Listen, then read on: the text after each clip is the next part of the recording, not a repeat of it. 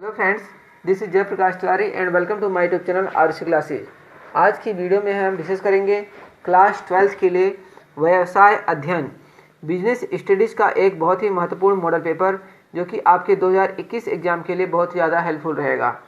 अगर आप ये वीडियो देख लेते हैं अच्छे से और इन प्रश्नों को सोल्व कर लेते हैं तो आपका चाहे प्री बोर्ड एग्ज़ाम हो चाहे बोर्ड एग्ज़ाम हो, दोनों के लिए आपको बहुत ज़्यादा इससे लाभ मिलने वाला है।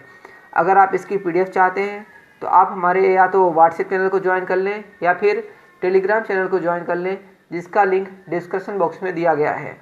तो आइए फ्रेंड्स, देर न करते हुए अपने वीडियो को शुरू करते हैं। सबसे पहले आपको जो पेपर आता है आपका बोर्ड एग्जाम में, उसमें आपको देखने को मिलता है रिक्त स्थान। तो क्या किस टाइप के रिक्त स्थान आते हैं, आइए देख लेते हैं।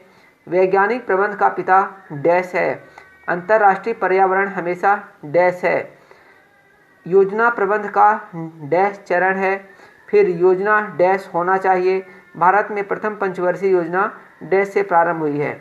मैं आपसे कहना चाहूँगा कि आप इन प्रश्नों को सोल्व करें और अपने आप को चेक करें कि आपको इन प्रश्नों में कितना आता है। जो ये प्रश्न पत्र रहता है हिंदी मीडियम और इंग्लिश मीडियम दोनों के लिए रहता है। सेकंड क्वेश्चन रहेगा आपके लिए सत्य असत्य। तो 5 जो है आपको सत्य असत्य आते हैं। संगठन प्रबंध का कार्य नहीं है, आपको बताना है ये सत्य है या असत्य। संगठन प्रबंध का आधार है। परिसर भर्ती का आंतरिक स्रोत है। प्रशिक्षण और विकास में कोई अंतर नहीं है और भर्ती एक सकारात्मक क्रिया है। ये जो है आपके लिए 5 जो है इसमें ट्रू फॉल्स है। नेक्स्ट पर चलेंगे, सही जोड़े मिलाने के लिए आता है। 2 इसमें अ और ब पार्ट दिए हुए हैं, आप इसका जोड़े मिलाओ पढ़ सकते हैं और इसको मैच करके देखें अपने हिसाब से क्या आएगा। नेक्स्ट प्रश्न पर चलेंगे, फिर है एक शब्द में उत्तर लिखिए। क्या है? चयन प्रक्रिया का अंतिम चरण क्या है? स्थायी पूंजी को प्राप्त करने का मुख्य स्रोत कौन सा है?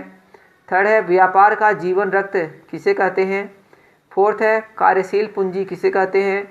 और फिफ्थ है स्थायी संपत्ति को क्रय करने के लिए कौन सी पूंजी प्रयुक्त होती है?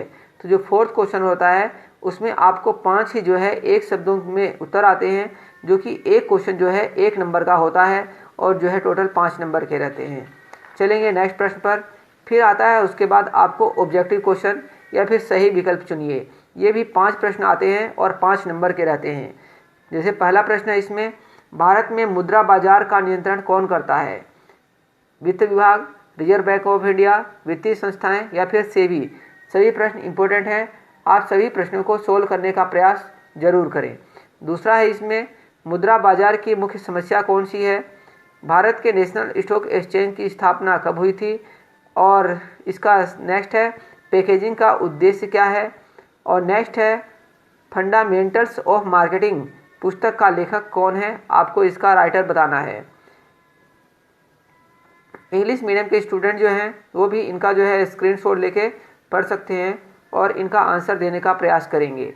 6 क्वेश्चन जो रखी रहेगा 2 मार्क्स का है। अब क्या है, मतलब 2 नंबर के क्वेश्चन आएंगे। अब समय अध्ययन का मुख्य उद्देश्य क्या है? समय अध्ययन का मुख्य उद्देश्य क्या है? फिर है इसी में अथवा में है निर्देश की एकता को समझाइए। 7वां प्रश्न रहेगा व्यावसायिक वातावरण को परिभाषित कीजिए या फिर उदारीकरण क्या है? 8वां प्रश्न रहेगा निजीकरण का क्या आशय है? निजीकरण का क्या आशय है, जिसको आजकल प्राइवेटाइजेशन हो रहा है बोलते हैं। फिर नेक्स्ट इसी में अथवा में है व्यवसाय के सामाजिक पर्यावरण से क्या आशय है? 9वां प्रश्न रहेगा नियोजन का अर्थ स्पष्ट कीजिए और इसी में अथवा में है बजट को समझाइए। आप देख रहे हैं आपको हर एक प्रश्न में जो है अथवा देखने को मिलेगा और ये जो हर एक प्रश्न होते हैं 2 मार्क्स के होते हैं। नेक्स्ट क्वेश्चन रहेगा औपचारिक संप्रेषण किसे कहते हैं? औपचारिक संप्रेषण किसे कहते हैं? और अथवा में अनौपचारिक संप्रेषण किसे कहते हैं? 11वां है एक अच्छे नेता के गुणों को लिखिए। कोई 3 गुण लिखने हैं। और फिर गैर वित्तीय प्रोत्साहन को समझाइए। कोई 3 लिखने हैं प्रोत्साहन। नेक्स्ट 12वां जो प्रश्न रहेगा आपके लिए 3 नंबर का अब शुरू हो जाएगा। निर्देशन के सिद्धांतों को समझाइए। 3 आपको सिद्धांत बताने हैं इसमें। और संप्रेषण प्रक्रिया के कोई 3 तत्व लिखिए। ये कौन से हैं? 3 मार्क के हैं, 3 मार्क्स से। और जो है अथवा में ये क्वेश्चन भी रहेंगे। फिर इसी में 13वां प्रश्न में रहेगा व्यापार के दृष्टिकोण से उपभोक्ता संरक्षण का महत्व स्पष्ट कीजिए। अथवा में है ग्राहकों के दायित्व क्या हैं, ग्राहकों के दायित्व कौन से हैं आपको बताने हैं। नेक्स्ट क्वेश्चन है इसमें, उपभोक्ता न्यायालय में शिकायत कौन दर्ज करवा सकता है। उपभोक्ता जो न्यायालय होता है उसमें शिकायत कौन दर्ज करवा सकता है। उपभोक्ता के अधिकारों को समझाइए। प्रबंध के विभिन्न स्तरों को स्पष्ट कीजिए। और नेक्स्ट क्वेश्चन है, पेशे की कोई 4 विशेषताओं का वर्णन कीजिए। पेशे की कोई 4 विशेषताओं का वर्णन कीजिए। नेक्स्ट इसमें 16वां है, समन्वय प्रबंध का सार है, स्पष्ट कीजिए। नेक्स्ट है, प्रबंध की प्रकृति का वर्णन कीजिए। नेक्स्ट है इसी में, संगठन के महत्व की विवेचना कीजिए। संगठन के महत्व की विवेचना कीजिए। और जो नेक्स्ट क्वेश्चन रहेगा इसमें, अधिकार अंतरण और विकेंद्रीकरण के बीच अंतर स्पष्ट कीजिए। 18वां प्रश्न रहेगा इसमें, अनौपचारिक संगठन के 2 लाभ व 2 दोष बताइए और अधिकार अंतरण के तत्वों पर चर्चा कीजिए। नेक्स्ट क्वेश्चन रहेगा 19वां, लाभांश निर्णय को प्रभावित करने वाले कारकों की व्याख्या कीजिए। लाभांश निर्णय को प्रभावित करने वाले कारकों की व्याख्या कीजिए, जो कि अब जो है 4 मार्क्स के क्वेश्चन शुरू हो गए हैं। नेक्स्ट है इसी में अथवा में, कार्यशील पूंजी क्या है। कार्यशील पूंजी आवश्यकता के 4 महत्वपूर्ण निर्धारकों पर चर्चा कीजिए। फ्रेंड्स, सभी प्रश्न इंपॉर्टेंट हैं। अगर आप इनकी जो है PDF चाहते हैं तो आप जो है हमारे टेलीग्राम या फिर व्हाट्सएप ग्रुप को जरूर ज्वाइन कर लें। नेक्स्ट क्वेश्चन है, विपणन मिश्रण क्या है, इसके मुख्य तत्व क्या है, व्याख्या कीजिए।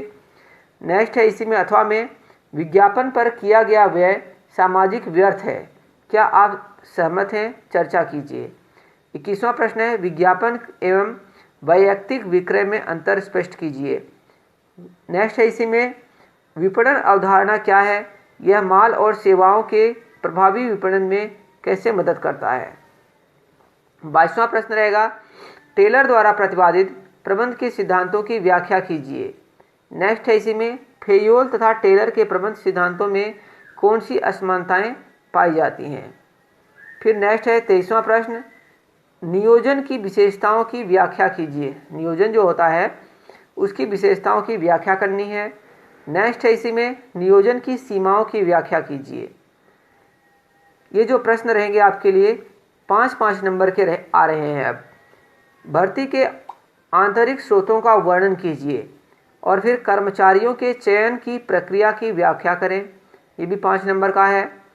नियंत्रण की तकनीक की व्याख्या करें और इसी में है, नियंत्रण की सीमाओं की विवेचना कीजिए। नेक्स्ट है जो आपके लिए 26वां प्रश्न, सेबी के उद्देश्यों एवं कार्यों की व्याख्या कीजिए। जो सेबी है उसके उद्देश्य और कार्य क्या हैं और प्राथमिक एवं द्वितीयक बाजार को समझाइए। ये भी 5 नंबर का जो है प्रश्न रहेगा।